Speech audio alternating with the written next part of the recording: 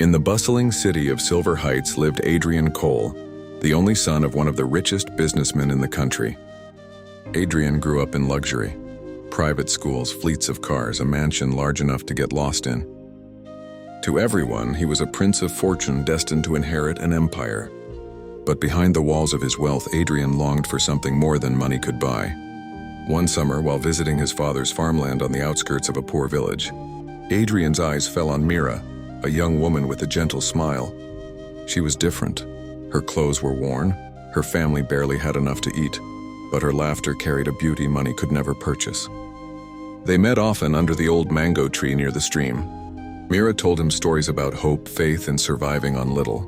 Adrian, in turn, spoke about his world of plenty, but how empty it felt without meaning.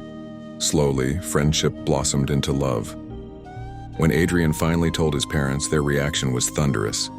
"A girl from that wretched family?" His father roared. "Do you know how this will stain our name?" His mother pleaded, "Adrian, your friends will mock you. Think of your future." But Adrian stood firm. "For once in my life, I want to love by choice, not by wealth." As though fate were testing their devotion, tragedy struck. Mira collapsed one morning while fetching water. At the hospital, the doctors gave the devastating news. Her kidneys were failing. Without an urgent transplant, she wouldn't survive. Her poor family couldn't even afford her medicines, let alone the enormous cost of surgery. Neighbors whispered that it was hopeless. Some friends urged Adrian to walk away, reminding him he could have any wealthy bride of his choice. But when Adrian saw Mira lying weak on the hospital bed, her eyes still glowing with faith, he made his decision. He sold his luxury cars, his prized wristwatch collection, and even withdrew savings meant for his inheritance. Friends who once mocked him slowly softened, some even contributing secretly when they saw the depth of his sacrifice. Despite his parents' disapproval, Adrian pressed on.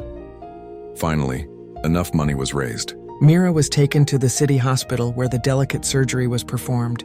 Hours felt like years as Adrian waited outside the operating room, his heart racing with both fear and hope. Then, the surgeon stepped out with a smile. The transplant was successful. "She's going to live." Adrian wept tears of joy. Days later, when Mira opened her eyes and whispered, "You saved me," Adrian only held her hand tighter. Their love, once mocked, became a testimony. Adrian's parents, moved by his unwavering devotion and Mira's gentle spirit, opened their arms to her. Friends who once laughed now celebrated their union. Months later, bells rang as Adrian and Mira stood before the altar.